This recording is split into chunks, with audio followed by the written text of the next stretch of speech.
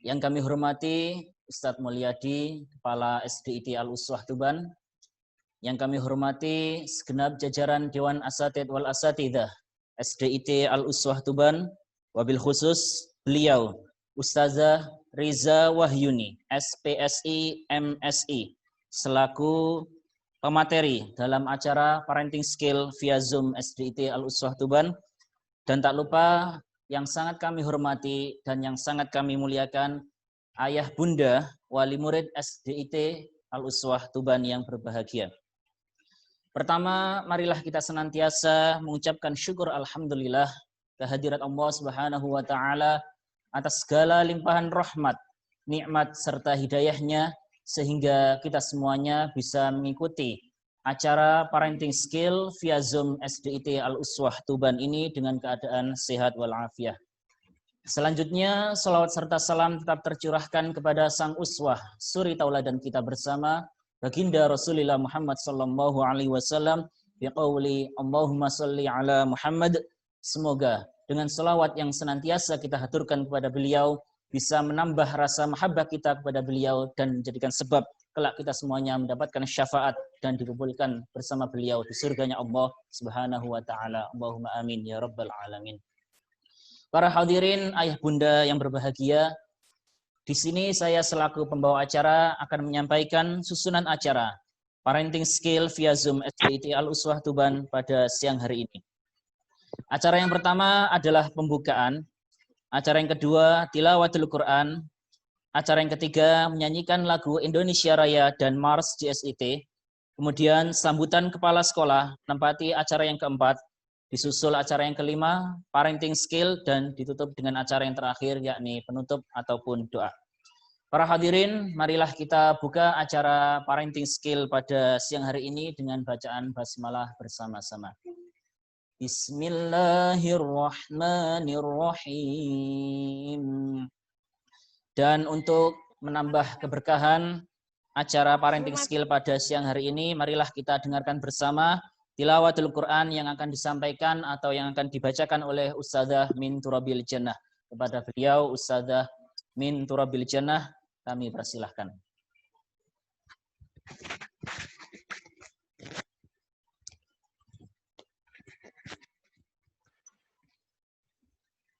Teman kan lagi kapan iki ono start di video Pak. Bismillahirrahmanirrahim. Assalamualaikum warahmatullahi wabarakatuh. A'udzu billahi minasy syaithanir rajim. Bismillahirrahmanirrahim. Walaqad atayna Luqmanal hikmata anishkur lillah.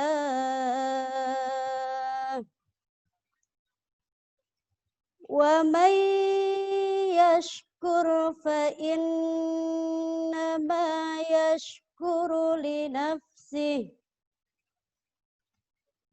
wa man kafara fa inna Allaha ghaniyyun hamid.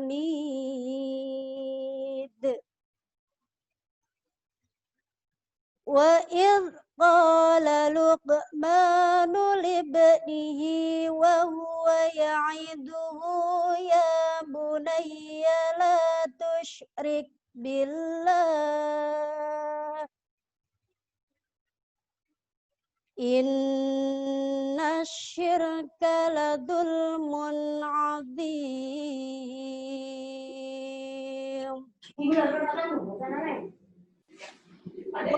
Wassaynal insana biwalidayhi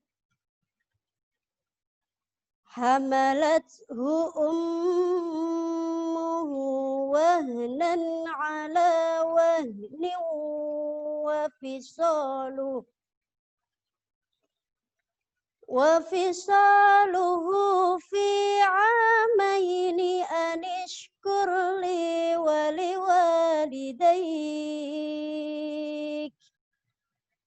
إلي المصير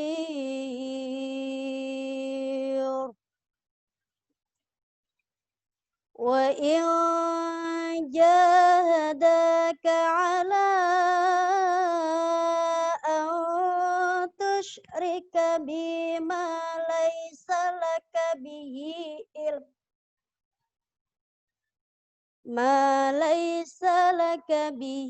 علم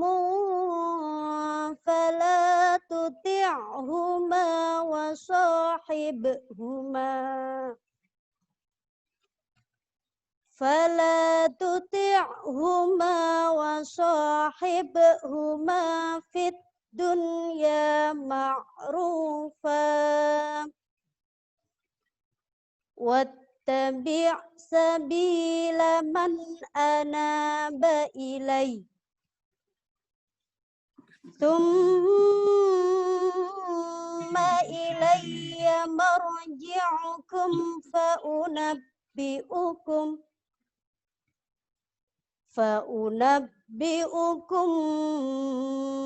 بما كنتم تعملون. Shadaqallahul azim.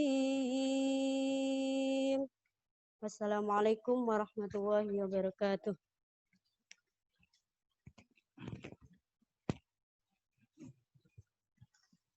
Terima kasih disampaikan Shadaqallahul azim. Demikianlah pembacaan ayat-ayat suci Al-Quran yang telah dibacakan oleh beliau. Semoga dengan apa yang telah kita dengarkan bersama bisa menambah rasa keyakinan, rasa iman kita kepada Allah Subhanahu wa taala, dan dengan berkahnya Al-Qur'an tadi semoga anak-anak kita dijadikan oleh Allah Subhanahu wa taala menjadi anak-anak yang ahli Al-Qur'an, anak-anak yang qurratu a'yun, anak-anak yang menjadi penyejuk hati bagi kita semuanya. Allahumma amin ya rabbal alamin. Hadirin ayah dan bunda rahimakumullah. Selanjutnya acara yang ketiga adalah marilah kita dengarkan bersama lagu Indonesia Raya disusul dengan lagu Mars JSIT.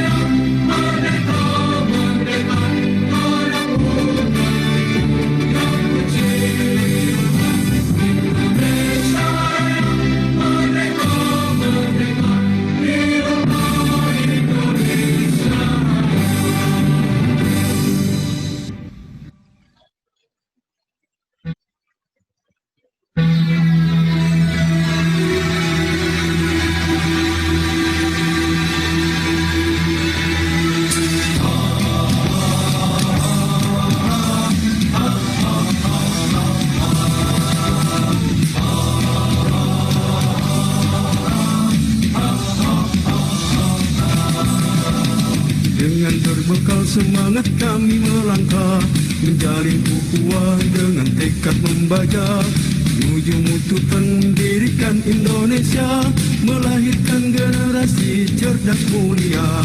Dengan berbekal semangat kami melangkah, menjalin ukhuwah dengan tekad membaja, menuju mutu pendidikan Indonesia, melahirkan generasi cerdas mulia. Kami jaringan sekolah Islam terpadu, sambut masa depan wajib Indonesia baru, bersama tinggikan martabat dan citra guru, Indonesia pasti maju.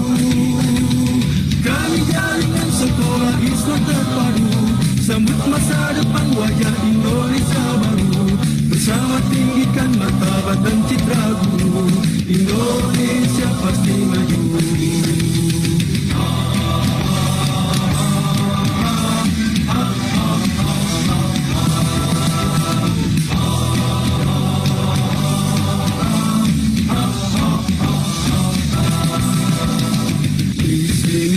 Tempat kami berkarya, menggapai harapan, meraih cita-cita, sebagai penggerak dan pemberdaya bangsa, wujudkan masyarakat adil dan sejahtera.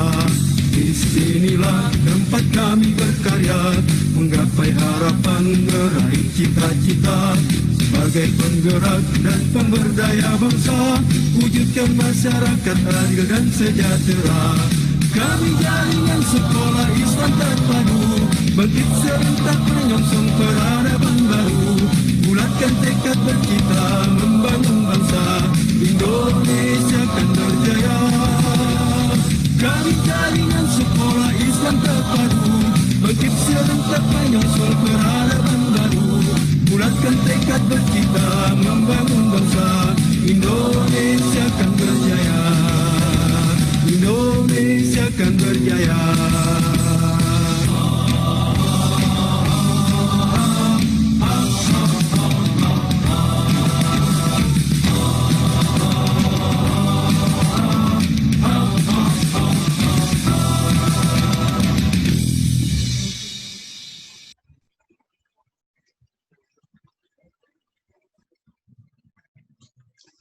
Para hadirin, ayah dan bunda yang berbahagia, selanjutnya adalah acara yang keempat, yakni sambutan atas nama Kepala SDIT Al-Uswah Tuban, yang mana dalam hal ini akan disampaikan langsung oleh beliau, Ustadz Mulyadi.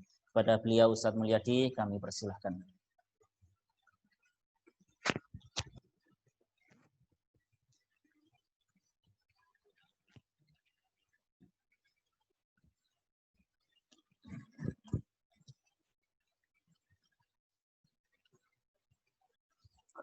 Bismillahirrahmanirrahim. Assalamualaikum warahmatullahi wabarakatuh. Subhana wa asbaha mungkulillah walhamdulillah ila syarikalah la ilaha illallah wa ilaihi nusur. Asbahna ala fitratul Islam wa kalimatul ikhlas wa ala dini nabiyina Muhammadin sallallahu alaihi wasallam wa ala millati abina Ibrahim hanifan musliman wa ma kana minal musyrikin. Amma ba'du. Yang kami hormati Ustazah Sri Wahyuni, mohon maaf, Bu Riza Wahyuni yang sudah hadir bersama kita dari shift pertama tadi. Bapak, Ibu, Ayah, Bunda, Ustadz dan Ustadzah sekalian yang berbahagia dan yang saya cintai karena Allah. Bersyukur kepada Allah dan mengucapkan Alhamdulillah atas segala limpahan rahmat dan nikmatnya. Sampai di kesempatan yang berbahagia ini, kita semua masih dalam keadaan sehat walafiat insya Allah, sehingga kita semua bisa hadir, bisa bergabung via Zoom di agenda kami, yaitu Parenting Skill SDIT Al-Uswah Tuban tahun 2020, tahun 2021 untuk siswa baru anak-anakku kelas 1. Bapak, Ibu, Ayah, Bunda yang berbahagia, yang pertama saya ucapkan ahlan wa sahlan. Selamat bergabung dengan kami menjadi keluarga besar SDIT Al-Uswah Tuban di tahun ajaran tahun 2020-2021. Bapak Ibu sekalian, ketika proses interview awal ya, calon siswa dan calon wali murid baru begitu, ada tes interview yang salah satu pertanyaannya adalah apa alasan atau landasan awal yang menjadikan keinginan Bapak Ibu bergabung dengan kami di SDIT Al-Uswah Tuban. Dari serangkaian jawaban itu, saya lihat nyaris tidak ada ya di jawaban itu Bapak Ibu kemudian menjawab, saya ingin anak saya nilainya 9. Saya ingin anak saya matematikanya nilainya 100. Atau Ustadz, saya ingin nanti dari Al-Uswah ingin di sekolah favorit misalkan. Nyaris tidak ada.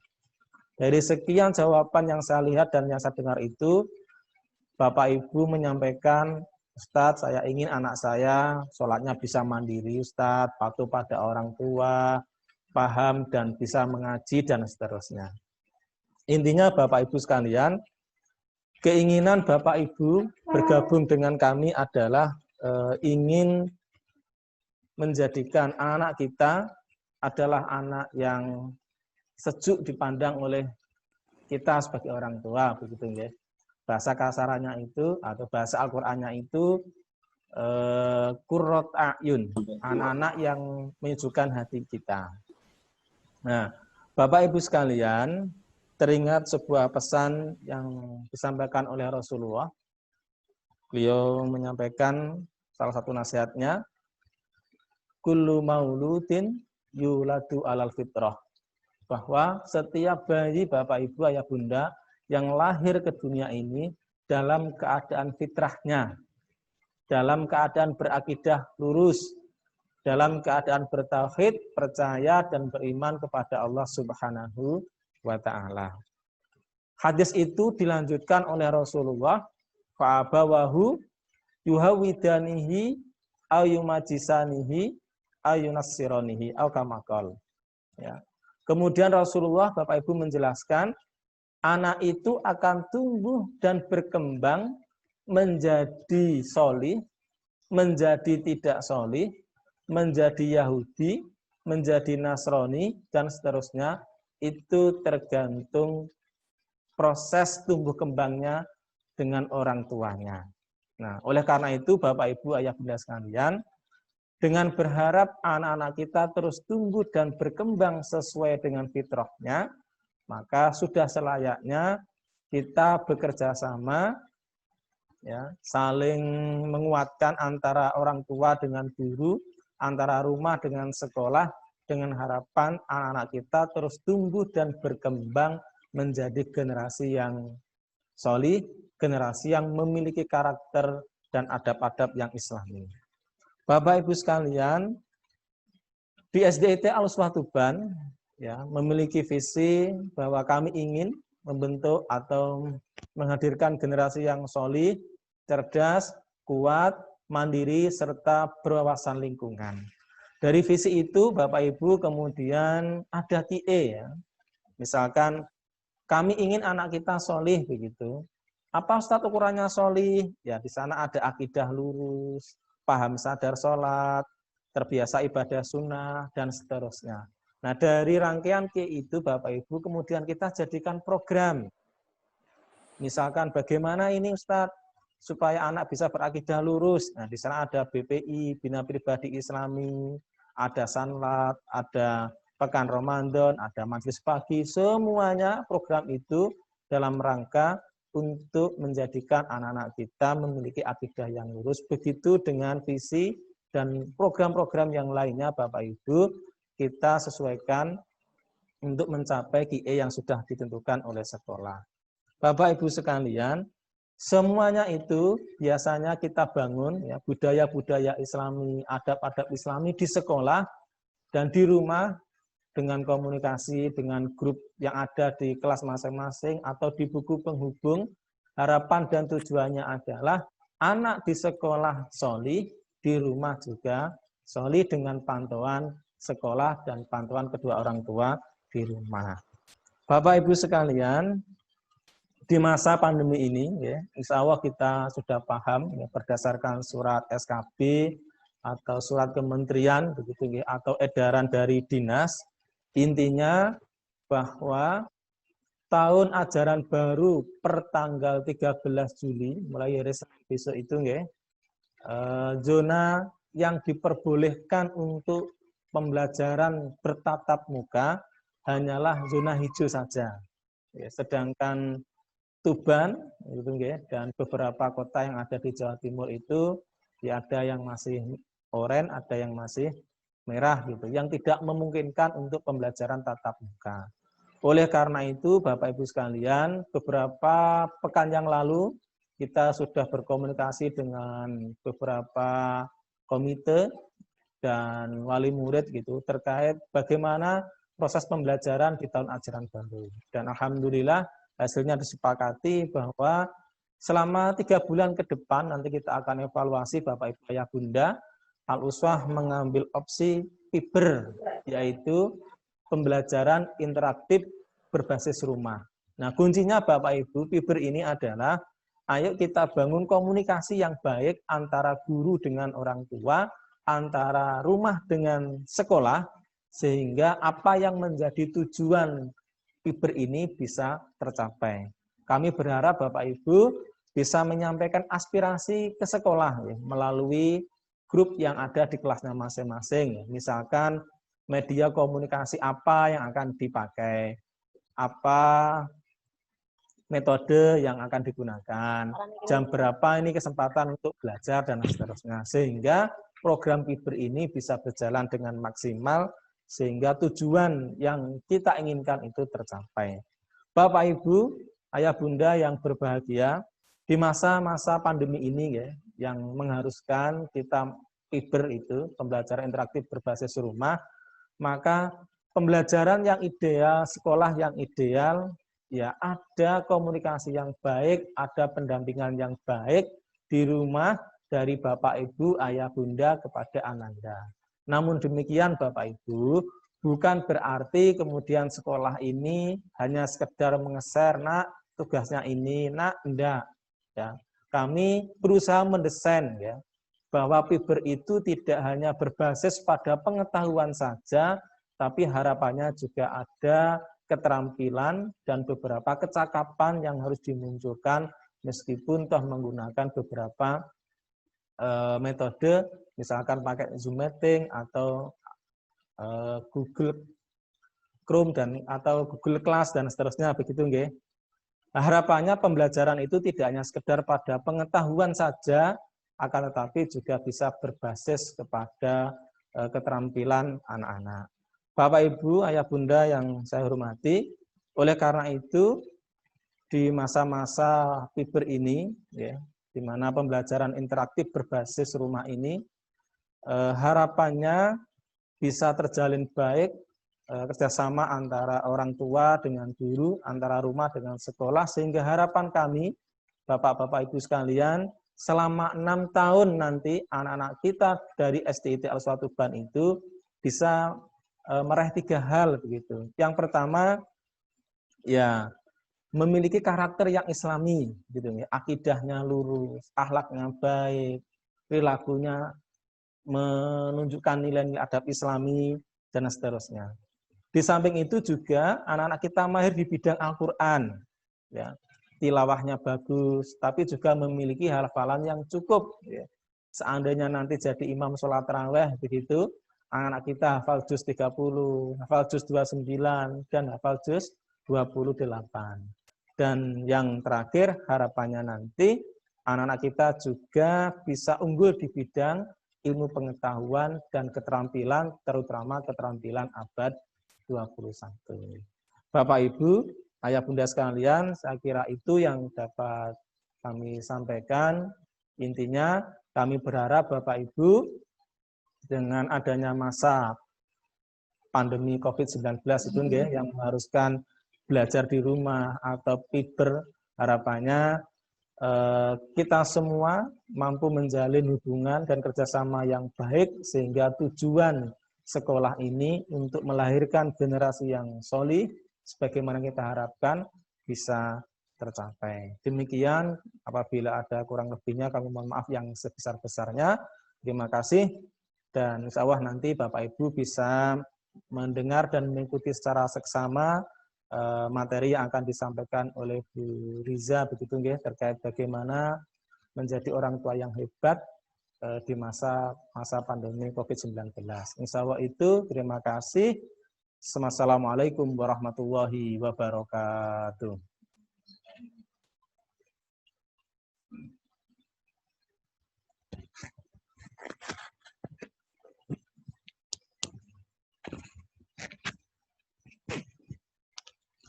Terima kasih disampaikan oleh beliau Ustadz Mulyadi. Mudah-mudahan bisa bermanfaat dan memberikan pemahaman bagi kita semuanya agar apa yang sudah kita harapkan melalui lembaga ini SDIT Al-Ushwah Tuban bisa menjadi wadah untuk senantiasa kita berdoa kepada Allah agar anak-anak kita menjadi anak-anak yang soleh, anak-anak yang berprestasi, dan anak-anak yang menjadi kebanggaan bagi kita semuanya. Allahumma amin ya rabbal alamin.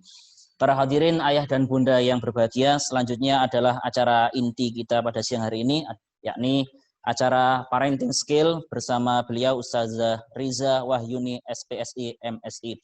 Namun sebelumnya akan saya bacakan dulu CV dari beliau Ustazah Riza Wahyuni. Beliau bernama asli Riza Wahyuni SPSI MSI, seorang psikolog.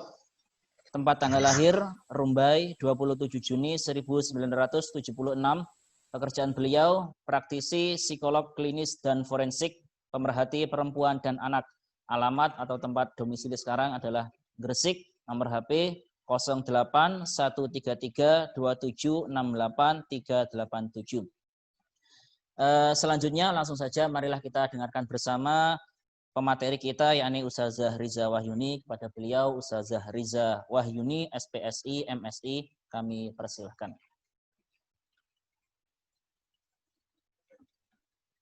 Bismillahirrahmanirrahim. Assalamualaikum warahmatullahi wabarakatuh. Rabbi shrahli sadri wa yassirli amri wahlul 'uqdatam min lisani yafqahu qawli. Alhamdulillah, puji syukur pada Allah Subhanahu wa taala, sampai hari ini kita semua masih diberikan kesehatan sama Allah taala sehingga kita masih bisa bertemu, masih bisa untuk terus mendampingin anak-anak kita. Mudah-mudahan kelak kita bisa mendampingi hingga mereka dewasa. Amin. Allahumma amin. Salawat dan salam kepada baginda Rasulullah Sallallahu Alaihi Wasallam, di mana beliau sebagai suatu hasanah untuk kita menjalankan kehidupan kita di dunia untuk mendapatkan kebaikan nanti kelak di akhirat. Amin. Allahumma amin. Ucapan terima kasih kami sampaikan kepada Ustadz dan Ustazah Al-Ushwah, SDIT Al-Ushwah, dan terutama Bapak Ustadz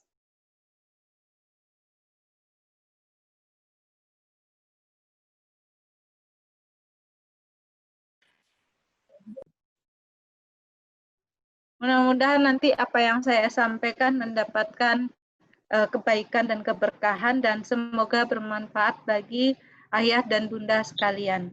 Ayah bunda yang kami cintai, bahwa sekarang adalah masa pandemik di mana kita di Indonesia khususnya untuk di Jawa Timur terjadi sedikit kalau kita katakan masalah yang di mana angka mereka yang terpapar yang positif COVID itu meningkat luar biasa, tapi juga tidak bisa disalahkan karena Jawa Timur termasuk salah satu provinsi yang paling banyak penduduknya. 40 juta itu ada di Jawa Timur. Dan sehingga zona merah berada di mana-mana di Jawa Timur, maka saya mohon maaf kepada SDIT Al-Ushwah yang rencananya saya hadir langsung di sana, tapi karena saya tidak berani untuk berjalan lebih jauh karena kebetulan di sini hari kemarin itu ada yang meninggal dunia karena terpapar oleh COVID, sehingga saya tidak berani untuk keluar dulu sementara. Ya, itu harus komitmen komitmen karena kita harus menjaga diri kita, keluarga kita untuk hal-hal yang tidak ingin terjadi, sesuatu yang buruk. Kita mengetahui bahwa pandemik ini merubah pola hidup yang selama ini yang telah kita jalani. Saya ingat banget berapa bulan yang lalu kita kayaknya lagi senang-senangnya untuk bekerja, senang-senangnya untuk aktivitas di luar rumah, dan kita lagi semangat-semangatnya untuk banyak melakukan banyak hal di luar rumah. Ternyata qadarullah begitu ada kita kena COVID-19 itu kita otomatis harus berada di dalam rumah. Dan yang sudah kita jalanin sudah masuk bulan keempat, walaupun pada bulan keempat ini sudah mulai beraktivitas, tapi tetap ada jaga jarak. Nah, kita melihat ayah bunda sekalian bahwa sebentar.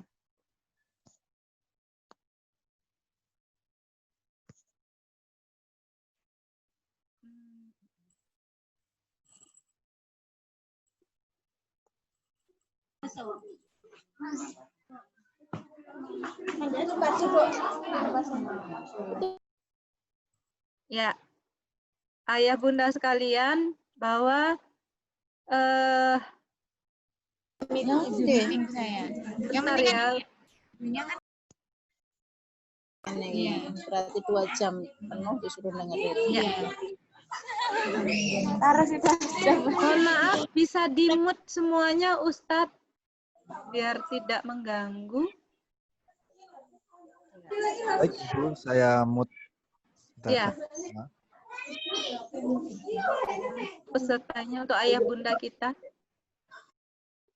Oke. Baik, silakan Baik. Ibu. Ya, terima kasih Ustadz.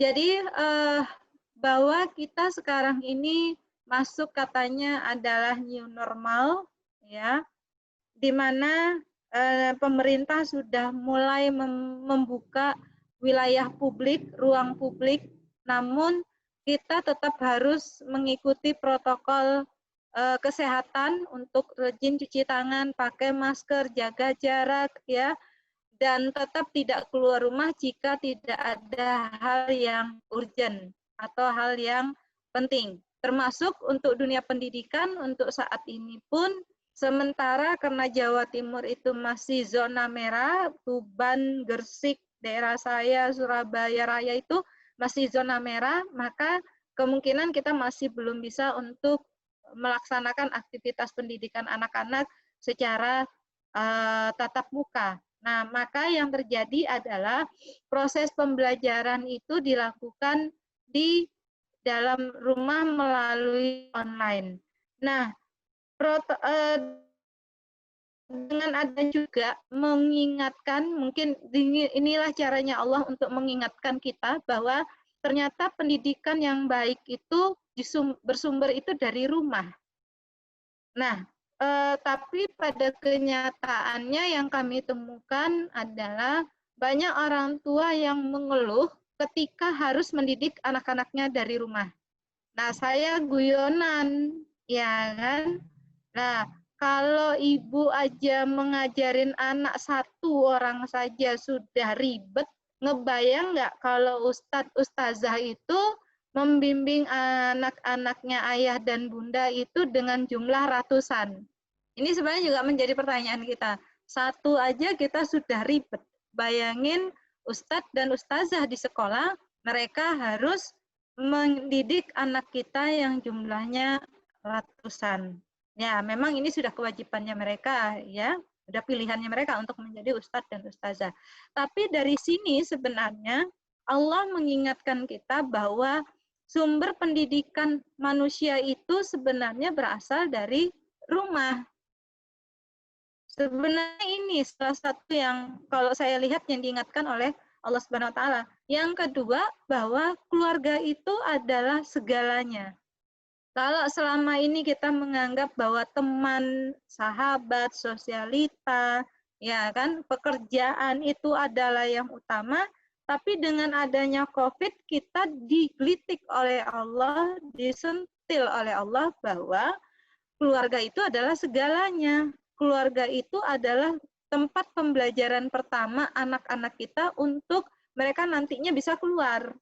Jadi kalau saya guyonannya saya itu kalau dengan diskusi di tempat yang lain, saya katakan guyonannya begini, ini ayah bunda ini sedang diminta oleh Allah menyiapkan anak-anaknya di rumah semaksimal mungkin, enggak kemana-mana, supaya anaknya nanti kalau udah selesai pandemik, siap untuk bertemu dengan orang lain, siap untuk bersaing di dunia nyata, siap untuk menjadi lebih baik. Ini sentilannya saya. Tapi problemnya adalah ternyata banyak mereka yang mengalami stres ringan sampai kemudian stres berat. Nah, saya membuka praktek saya itu awal Juni. Jadi dari Februari, Maret, April, Mei itu saya tidak berpraktek psikologi, tidak menerima klien. Tapi begitu awal Juni, saya menerima praktek dan yang banyak datang kepada saya adalah orang tua yang membawa anak-anaknya yang usia remaja awal, yang mengalami depresi berat.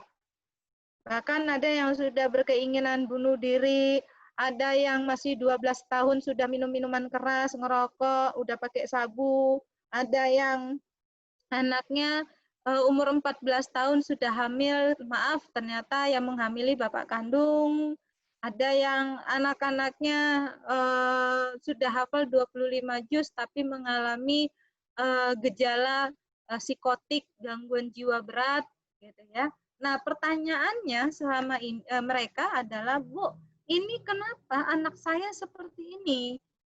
Kenapa mereka menjadi seperti ini? Padahal kan saya memberikan yang terbaik untuk mereka. Itu kan katanya kita. Tapi begitu kemudian saya melakukan pemeriksaan psikologi yang lebih lengkap, ya, kalau saya kena seorang klinisi, saya seorang psikolog klinis, kalau meriksa psikologinya bukan yang luarnya aja, tapi dalam-dalamnya. Nah, ternyata problem yang terbesar pada anak-anak kita yang bermasalah ini adalah hubungan dengan orang tua. Kira-kira setuju nggak ayah sama bunda? Ya, masalahnya hubungan orang tua dan anak. Dan yang paling krusial permasalahannya adalah komunikasi.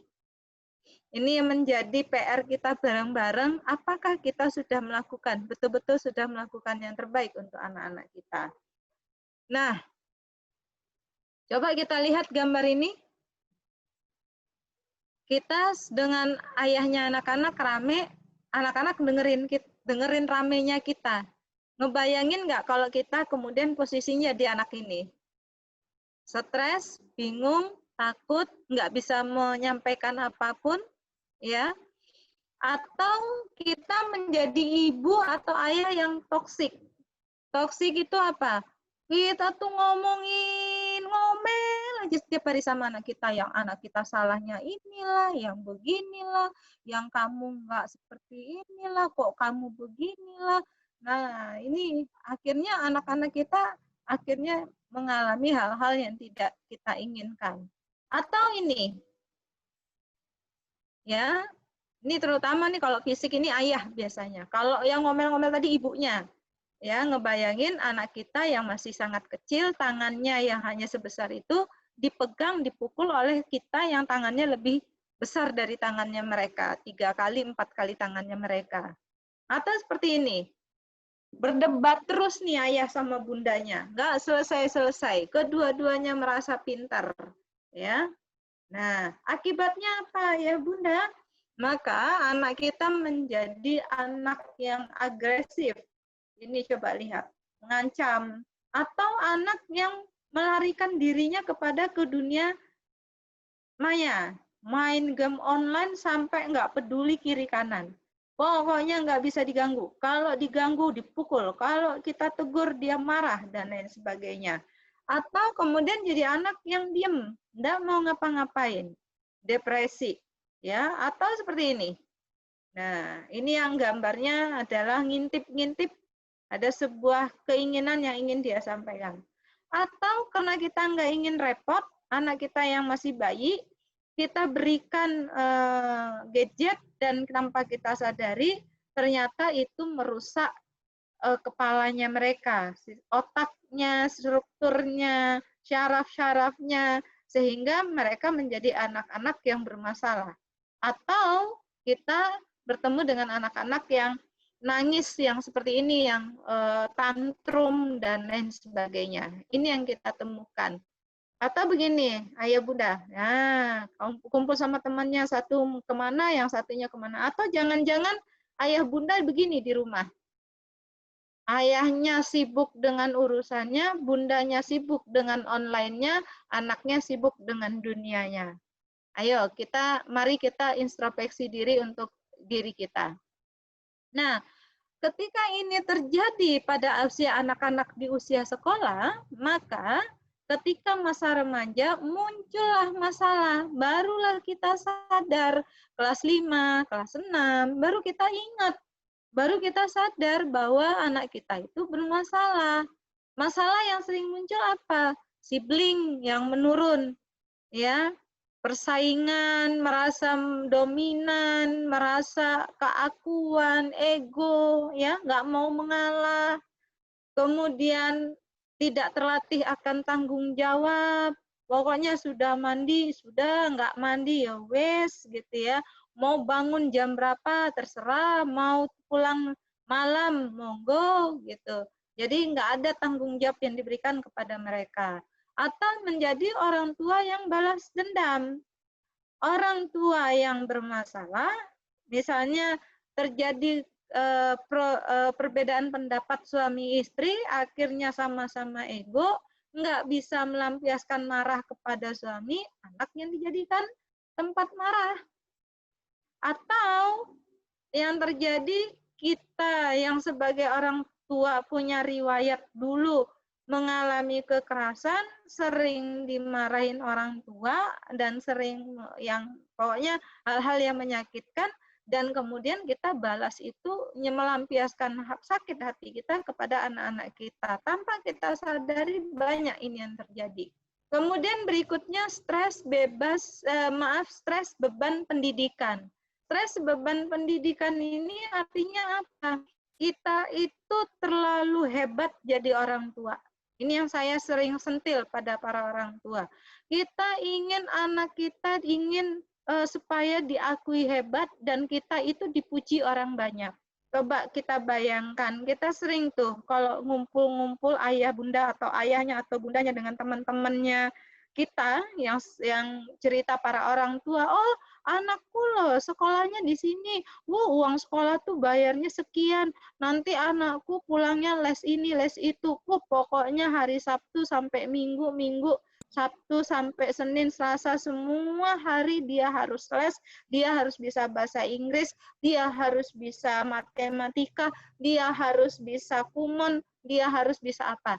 Nah, ayah bundanya nggak ingat kalau anak itu punya kapasitas. Akhirnya apa? Anaknya nggak kuat. Nah, kalau anaknya nggak kuat, apa yang mereka lakukan? Lari.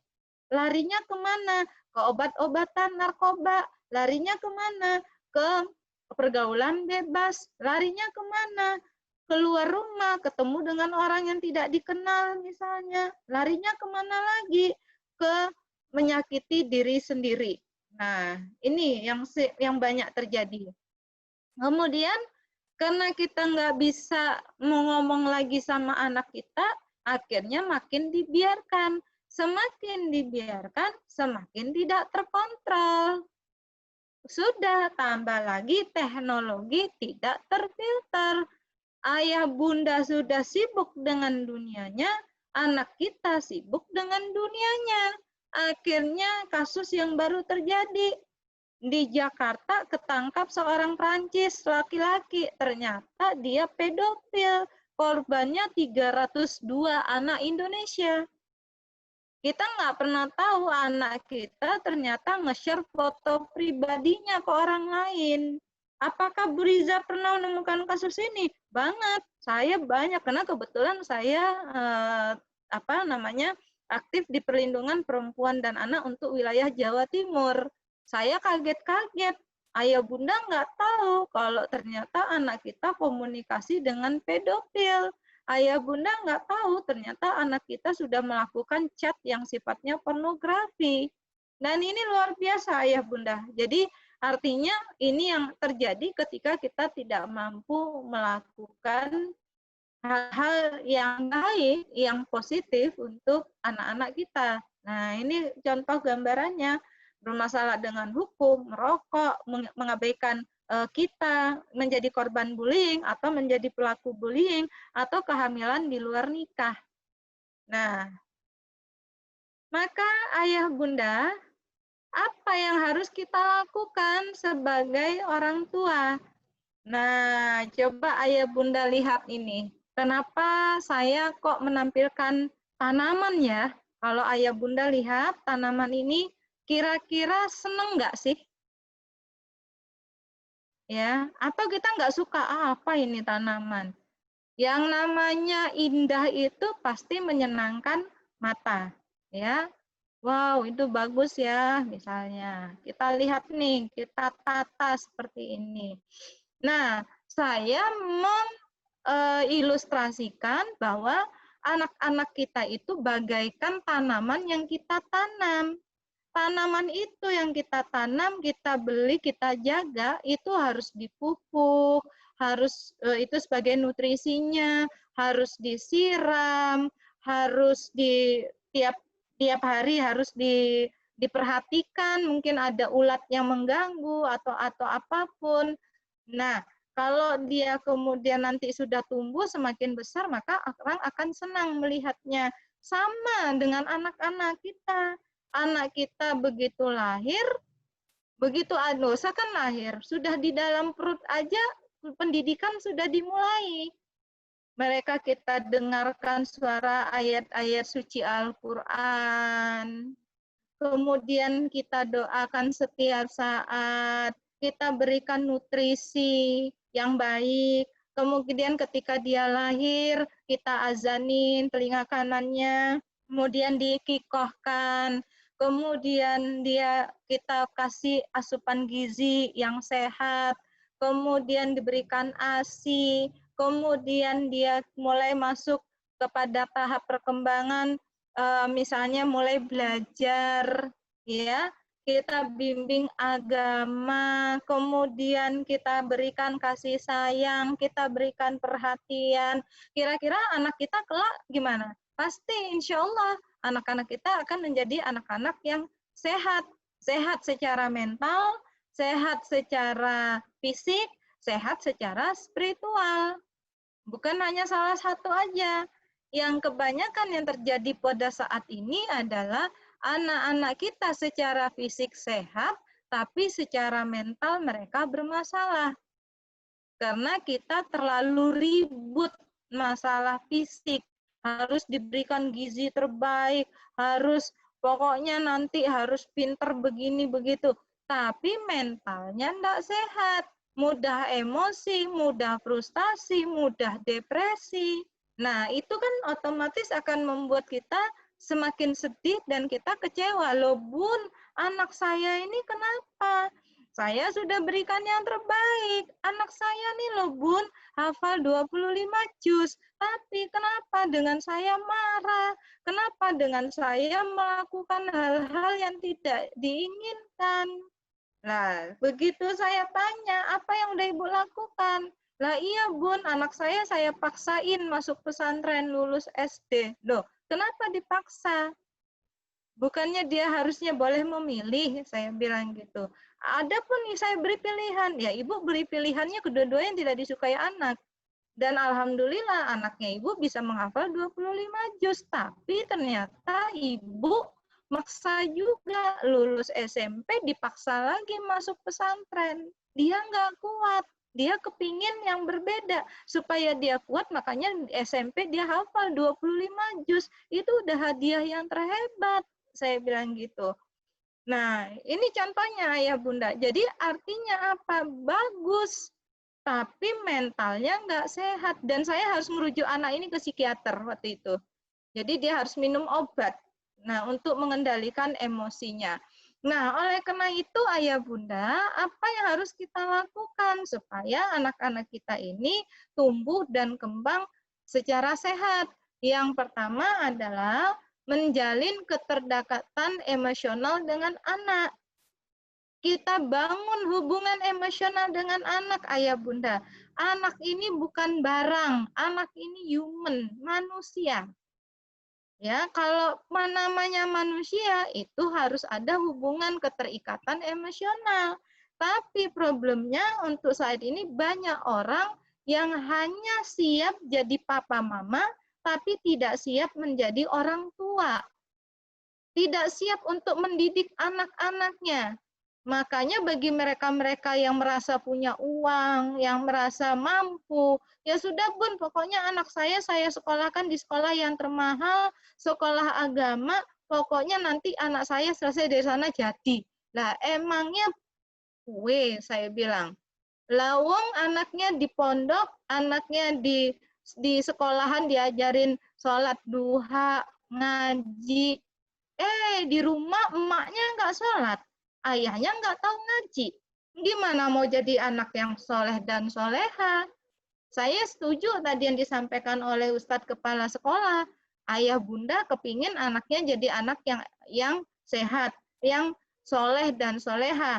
Tapi saya juga bisa bertanya kepada ayah bunda, sehari ngajinya berapa ayat? Ayo kita jawab dengan diri kita masing-masing. Sehari berapa kali kita zikir? Sehari berapa kali kita megang Al-Quran? Kita sehari berapa kali mau sholat jamaah bersama suami dan anak-anak? Kita nuntut anak kita soleh dan soleha. Kita aja jadi orang tua nggak pernah soleh dan soleha, nggak mau belajar. Itu yang kita sesali. Maka kemudian mudah-mudahan ini sentilan juga untuk ayah dan bunda supaya kita menjadi orang tua yang soleh dan soleha. Nggak ada kata terlambat, masih banyak kesempatan kita untuk belajar.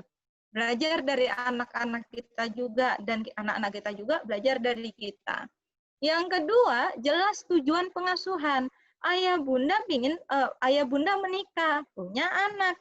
Maunya bagaimana ini anak? Pengasuhannya mau seperti apa? Mau pengasuhan yang pokoknya disekolahin, ya kalau nanti udah selesai SMA ya dinikahkan, atau kita memang pengasuhannya adalah saya ingin saya bernawa itu anak saya mudah-mudahan kelak menjadi individu yang soleh, menjadi individu yang soleha, individu yang bermartabat, dan individu yang bermanfaat. Jelas. Kalau kita sudah jelas begitu tujuan pengasuhan, maka kesulitan apapun yang kita hadapi di dalam proses pengasuhan anak-anak kita, itu akan bisa terlewati dengan baik. Dan kita jadi orang tua selalu mau belajar, selalu ingin tahu. Maaf, tadi saya lihat masing-masing foto ayah bunda, saya nggak ngelihat para ayah ada. Padahal proses pendidikan anak, itu peran ayah justru lebih besar daripada bundanya. Kenapa para ayah kok nggak terlibat di dalam pengasuhan? Harusnya ayah terlibat di dalam pengasuhan. Di dalam Al-Quran selalu dikatakan ayahnya dulu di dalam proses pendidikan. Surat Luqman Hakim mengajarkan demikian. Siapa yang mengajarkan ketauhidan? Ayahnya. Siapa yang mengajar akhlak? Ayah dan bundanya. Siapa yang mengajarkan tentang kehidupan sehari-hari? Kedua orang tuanya. Ini harus menjadi catatan kita bareng-bareng. Bukan hanya tugas bundanya saja, tetap ayahnya terlibat. Gitu. Kemudian yang ketiga adalah berbicara baik-baik dengan anak-anak. Marilah kita ungkapkan kepada anak-anak kita kata-kata yang baik, kata-kata yang membuat mereka tidak merasa terpojokkan. Maaf nih, saya contohkan. Maaf ya, ini bahasa Surabayaan. Kon niku ancene arek cilik gak ngerti apa-apa. Ini bahasa benar apa enggak sebenarnya? Itu kan bahasa yang kasar. Saya orang luar Jawa. Kalau kami, misalnya saya orang Minang ya. Kalau orang Minang tuh kalau saya dengan ibu saya itu nggak boleh ngomong saya atau aku, tapi harus nyebutkan anak.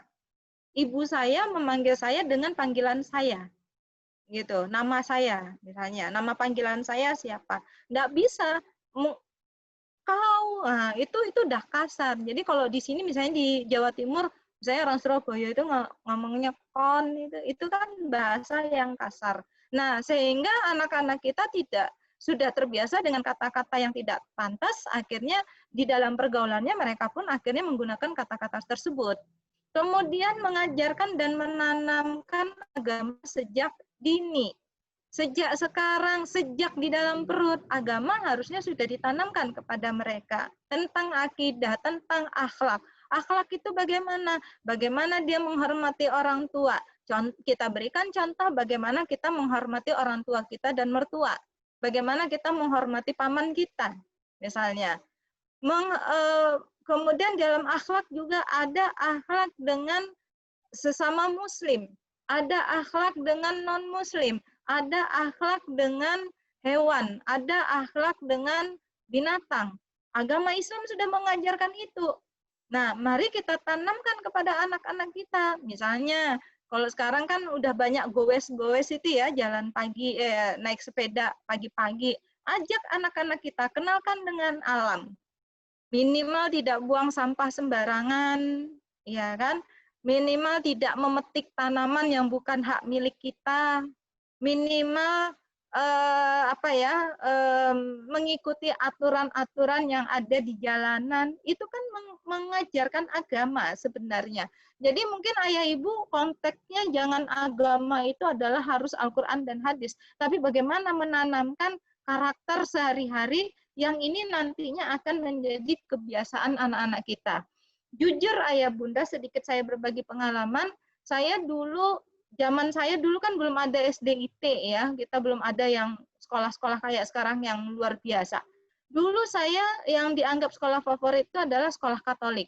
Nah, bagaimanapun saya termasuk berada di sana, masuk TK sampai lulus SD. 7 tahun saya sekolah Katolik. Dan jujur ayah bunda, di situ saya diajarkan bagaimana disiplin, bagaimana saya tidak boleh buang sampah sembarangan, bagaimana saya harus menghormati orang yang lebih tua. Sedangkan agama kita sebenarnya sudah mengajarkan itu. Nah, bagaimana kita mempraktekkan itu? Jangan sampai agama lain yang justru lebih Islami daripada kita yang Muslim. Mudah-mudahan SDIT Al-Uswah itu sudah menanamkan itu gitu. Tapi saya sudah banyak diskusi dengan Ustadz dan Ustazah dan alhamdulillah mereka mengajarkan itu sejak dini. Termasuk antri di kantin kalau masa sekolah, termasuk jujur membayar itu mereka sudah tanamkan sejak dini. Nah, saya kira itu cukup baik untuk anak-anak kita. Nah, kemudian berikutnya adalah mempersiapkan anak masuk usia remaja. Ayah bunda tanpa kita sadari sebentar lagi masanya sudah lewat masa anak-anak, mereka harus masuk usia remaja. Usia remaja anak kita yang sekarang kelas 1 SD, 7 tahun akan datang, itu luar biasa. Luar biasa ujiannya, luar biasa yang akan terjadi pada mereka. Maka kita sebagai orang tua harus banyak belajar, harus banyak menggali ilmu, harus banyak mengetahui apa yang harus kita siapkan untuk anak-anak kita. Kemudian persiapan anak masuk di era digital. Era digital adalah era yang semuanya serba daring, semuanya serba online. Dan itu juga cukup berisiko kepada anak-anak kita. Ngajarin anak-anak menggunakan teknologi dengan bijak, dimulai dari kita sendiri sebagai orang tua menggunakan teknologi cara bijak. Kemudian pengasuhan tanpa kekerasan. Itu menjadi penting ayah bunda, berikan anak kita energi-energi yang positif, dimulai dari diri kita sebagai orang tua, sholat malam, sebelum sholat malam mandi, sholat malam, kemudian lanjut ngaji, sholat subuh, baru kita bangunin anak-anak kita, atau kalau bisa ngajak anak-anak sholat malam, ya kan? Ngobrol dengan mereka setelah maghrib, dan itu semua itu akan membangun hubungan-hubungan yang sehat terhadap anak-anak kita, sehingga kita tidak stres. Kalau kita tidak stres, maka kita kecil kemungkinan untuk melakukan kekerasan terhadap anak-anak kita. Dan untuk diketahui oleh ayah bunda, banyak anak kita yang tidak mendapatkan kebahagiaan itu justru dari kecil, sehingga ketika mereka masuk usia remaja, maka kemudian jiwanya jadi hampa. Begitu saya berhadapan dengan anak-anak, saya punya anak-anak banyak, ayah bunda, tinggal milih dari yang nggak tatoan sampai tatoan, dari yang alim sampai yang pembunuh. Saya punya semua anak-anak dengan berbagai karakter, ya, dengan berbagai semua yang luar biasa. dan saya melihat di dalam diri mereka, pada mata mereka ketika saya melakukan proses terapi kepada mereka, saya hanya mengatakan terlalu banyak yang hilang dari dirinya. Dan itu saya sampaikan kepada orang tuanya, ayah ibu selama ini kemana? Kenapa anak tidak mendapatkan kasih sayang? Apakah kita terlalu sibuk dengan diri kita sehingga kita lupa bahwa kita punya tanggung jawab di rumah? Mudah-mudahan COVID ini mengajarkan kita tanggung jawab, membuat kita untuk lebih siap menghadapi anak-anak kita, menuju anak-anak kita bahagia, mereka sehat secara mental, mereka sehat secara spiritual, mereka sehat secara fisik, tumbuh kembangnya sehat. Mudah-mudahan nanti mereka menjadi generasi-generasi yang soleh dan soleha, generasi yang bermanfaat dan bermartabat. Ingat, parenting, orang tua, itu bukan hanya sebuah kata-kata. Parenting ada love, cinta, edukasi, penjagaan, pendidikan, dan kemudian esensinya adalah bagaimana kita membangun manusia, generasi yang itu akan menjadi generasi yang akan datang. Sehat selalu untuk anak-anak kita. Ini yang bisa saya sampaikan kepada ayah bunda. Nanti kita bisa lanjutkan dengan sesi diskusi. Terima kasih. Assalamualaikum warahmatullahi wabarakatuh.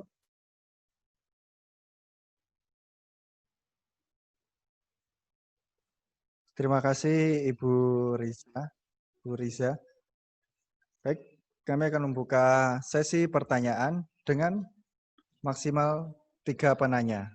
Silakan bagi ayah bunda yang ingin bertanya, bisa langsung melambaikan tangan atau menggunakan tombol raise hand, atau juga bisa langsung di chat. Baik. Ayah bunda yang ingin bertanya, silakan.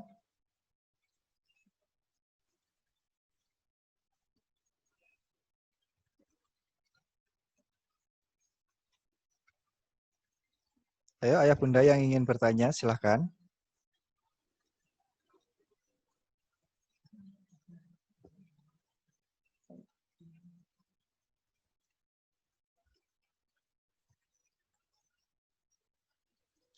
Ayah bunda. Yang ingin bertanya bisa menggunakan tombol raise hand atau angkat tangan, atau juga bisa langsung menulis di kolom chat.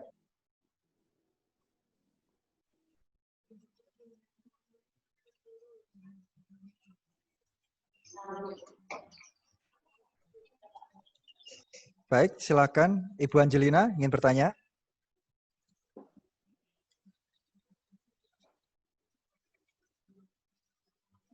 Oh, Ibu Angelina tidak jadi bertanya.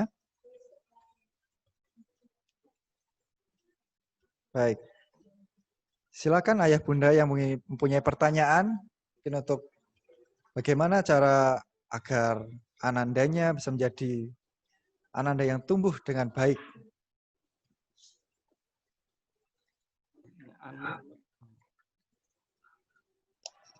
Silakan.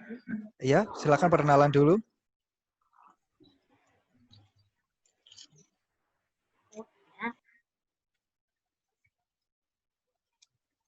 Oh. Silakan ayah bunda yang ingin bertanya bisa langsung bersuara dan juga dapat melalui chat. Live meeting kan meninggalkan, Bun.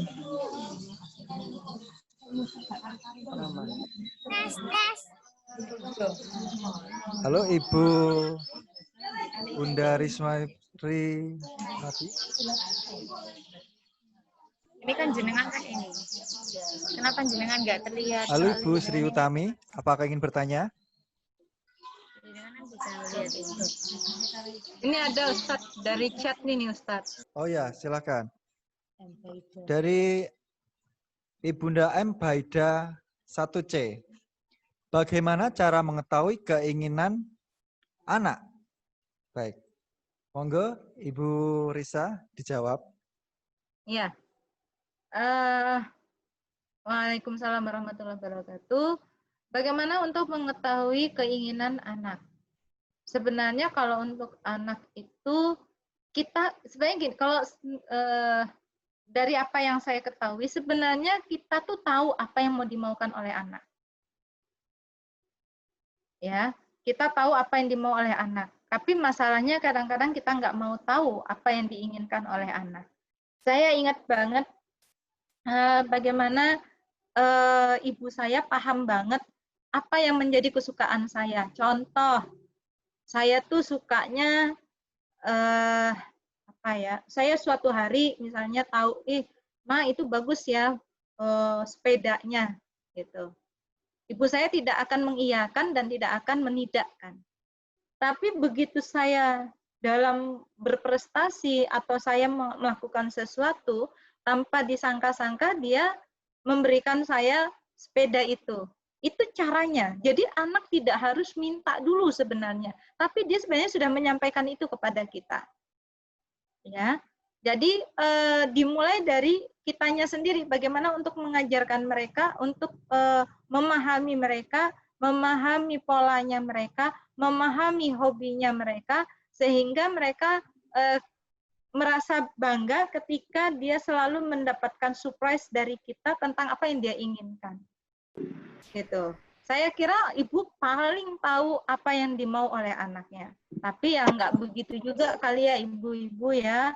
Ayah bunda, para bunda, maunya kepingin apa dikasih, kepingin apa dikasih.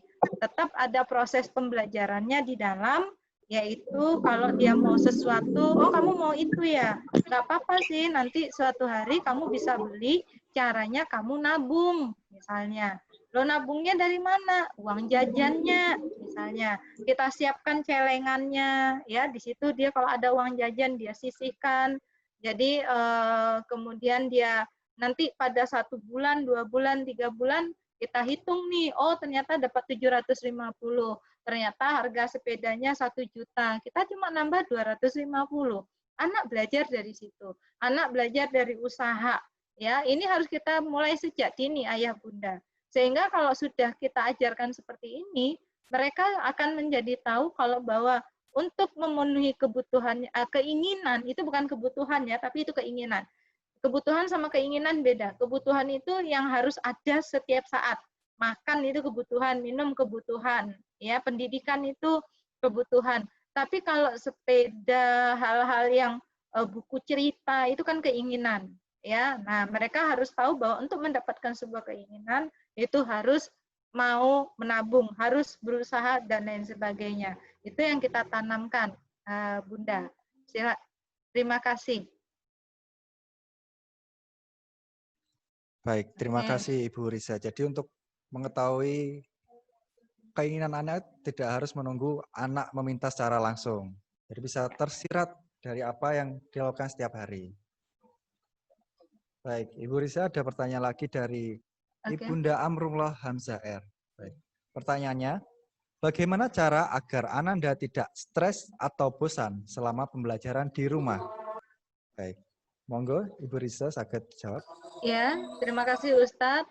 Jadi untuk Ibunda Amrullah, makanya bagaimana caranya supaya anak kita nggak stres, akan betah, tetap betah, walaupun ada lah, pasti bosan itu pasti ada kok ayah bunda. Nggak usah kan anak-anak kita aja bosan ya, tapi apalagi ada anak gitu ya. Nah, maka caranya adalah kita siapkan apa yang menjadi kesukaannya dia. Misalnya kan kita belikan buku-buku Islami yang kan banyak ya sekarang kayak buku-buku tentang tauladan Rasulullah ya, tentang buku-buku yang cukup bagus saya kira, dan itu membuat anak-anak kita senang untuk membacanya. Itu satu, kita berikan hal-hal seperti itu. Karena kalau beli buku itu setahu saya isinya sasetan. Jadi satu set itu bisa 12 buku dan anak-anak kita pasti suka membacanya. Kemudian yang kedua, membawa mereka olahraga ya. Jadi sekali keliling komplek sekaligus mengenalkan anak tentang tetangga, tentang lingkungan seperti itu. Itu bisa kita lakukan. Kemudian yang ketiga, Bunda bisa melibatkan anak-anak, misalnya kalau untuk anak perempuan memasak di dapur. mengenalkan mana bawang putih, mana bawang merah, mana jahe, mana kunyit misalnya. Loh, Kita mau masak apa nih? Ini enggak anak-anak soalnya sekarang yang dikenal. apa itu panas? Anak-anak sekarang kita kenalin dengan makanan-makanan. Ya kan? Panas. Oh, gantian. Oh, maaf sebentar saya. Oke, ya. Baik, sudah. Jadi Silakan, sekarang yang kita kenalkan justru anak-anak kita makanan-makanan Korea, aneh gitu loh. Saya bilang apa hebatnya sih makanan Korea gitu. Anak kita jadi nggak suka makan lodeh, nggak suka makan rawon misalnya, ya kan? Yang makanan-makan tradisional itu dianggap deso gitu. Bahkan jangan-jangan kita sendiri nggak pernah masak di rumah gitu ya. Nah, jadi libatkan anak di dalam proses-proses yang ada di dalam rumah. Ayo Dek, kita bersih-bersih yuk hari ini. Adek yang bagian nyapu, nanti Bunda yang ngepel misalnya. Atau adek yang ngelap meja, Bunda yang bagian apa. Jadi kita melibatkan dia di dalam setiap kegiatan di rumah. Artinya sekaligus mengajarkan anak tentang life skill. Belajar hidup. Karena banyak anak-anak sekarang cerdas-cerdas, pinter-pinter, hafal Al-Quran, tapi nggak bisa melakukan pekerjaan rumah. Nggak tahu yang namanya pegang sapu, nggak tahu yang namanya bersihkan meja, semua berantakan, nggak tahu menggantung handuk, ya kan? Nah, ajarkan anak-anak kita tentang life skill. Bisa juga kita libatkan dalam menanam tanaman, ya kan? Merawat bunga, sekaligus mengajarkan mereka tentang tanggung jawab misalnya. Jadi banyak hal yang kita bisa lakukan bersama anak-anak. Ayah bunda harusnya bersyukur di rumah ada anak-anak yang bisa diajak untuk menjadi untuk hiburan kita dan kita juga bisa menghibur mereka. Nah, bayangin kalau Bunda Riza nggak ada anak, jadi ya sudah. Nah, yang ada ya kucing gitu ya. Jadi jangan begitu gitu. Jadi libatkan anak-anak di dalam setiap kegiatan kita di rumah, ya kan? Nggak usah takut anak-anak itu akan capek, nggak apa-apa. Biarkan dia lelah belajar daripada dia lelah bermain gadget. Jadi kalau udah selesai sekolahnya by daring, maka dia bisa istirahat sebentar, nanti kita libatkan di dalam kegiatan-kegiatan rumah kita. Atau hari Sabtu, hari Ahad, nah, pokoknya dibuat sedemikian rupa deh rumah kita. Dibuat senyaman mungkin, mumpung kita masih bisa berkumpul dengan anak-anak. Pandemi itu kan begitu ceritanya. Ya, karena nanti kalau sudah pandeminya selesai, ayah bunda akan kesepian lagi nanti, terutama bundanya. Udah nggak ada lagi yang diteriakin, anak udah gede, ya kan tahu-tahu udah mau diambil orang, ya kan nikah gitu. Wah, udah tambah sepi. Jadi dinikmati dengan kondisi-kondisi yang ada. Demikian. Baik, terima kasih Ibu Riza. Ya. Ini ternyata para partisipan sangat bersemangat sekali. Terlihat dari banyaknya pertanyaan di kolom chat. Namun Ya. karena kita membatasi dengan 3 chat dan keterbatasan waktu, kita akan mengambil salah satu saja. Ini saya ambil dari Ibunda Ananda Arsak Muhammad. Ini pertanyaannya, bagaimana mengatasi anak yang tidak mau menceritakan apa yang dialami di luar rumah? Contohnya, anak pulang dari main, tangannya terluka, namun saat ditanya, dia gak mau cerita kenapa bisa terluka. Baik, silahkan Ibu Riza, bisa dijawab. Ya, siap Ustadz, terima kasih. Untuk ayah bundanya Mas Arsyad, bagaimana anak tidak mau cerita? Ini kadang-kadang ada kesalahan dari kita. Jangan-jangan dulu kita pernah, ketika dia jujur sama kita, langsung kita sentak. Biasanya begitu. Biasanya jujur begitu awalnya. Jadi misalnya dia cerita, bunda itu loh ini kamu sih, atau lah kamu kenapa bla bla bla. Udah, akhirnya besoknya lagi dia udah nggak mau cerita lagi nih. Karena dia takut kalau dia cerita, maka yang dapat hukuman. Hukumannya apa? Dimarahin, diomelin, disentak. Nah, jadi kalau sudah seperti itu, maka bagaimana kita supaya dia lebih terbuka sama kita dekatin sama dia, mungkin dia tenang dulu, jangan langsung ditanya, loh kamu kenapa tangannya luka, bla bla. Nah, itu kan bagi dia sudah hukuman. biarkan dulu, udah kita lihat dulu, baru kalau sudah tenang kondisinya, baru kita tanya, loh Mas, kenapa tangannya luka? Ini jatuh atau kenapa ini? Nah, jadi kita komunikasinya lebih halus gitu kan. Atau dia waktu mau tidur, atau dia sudah mandi, atau bagaimana. Saya yakinlah ayah sama bundanya paling tahu bagaimana komunikasi dengan mereka. Tapi jangan langsung ketika kita tahu tangannya luka, ketika kita tahu langsung, oh kamu kenapa ini? Nah, sudah, nggak bakalan mau cerita, infil langsung mereka. Langsung defend kalau bahasa psikologinya. Mereka nggak mau lagi cerita. Nah, saya kira demikian yang bisa saya sampaikan. Terima kasih Ustaz. Terima kasih para ayah bunda. Baik, terima kasih. Untuk kuota pertanyaan sudah terpenuhi dan waktu sudah menunjukkan pukul 11.47. Maka akan sekali kembalikan mic-nya ke Ustadz Habib selaku MC. Baik, terima kasih untuk Ibu Riza. Siap, sama-sama Ustadz.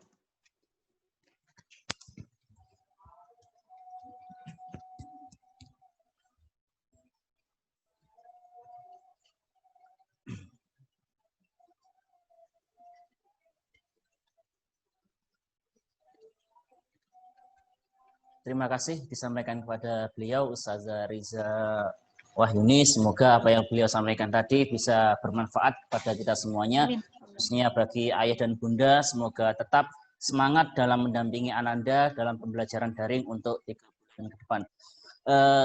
Selanjutnya adalah acara penutup yakni atau doa. Namun sebelum itu, saya selaku pembawa acara, kiranya apabila terdapat kekhilafan dalam penyampaian baik yang saya sengaja ataupun tidak saya sengaja, saya mohon maaf yang sebesar-besarnya. Sekian dari saya. Hadanallahu wa iyyakum ajma'in. Wassalamualaikum warahmatullahi wabarakatuh. Waalaikumsalam warahmatullahi wabarakatuh. Ustaz Fauzi Prayitno, kami persilakan untuk menyampaikan doa.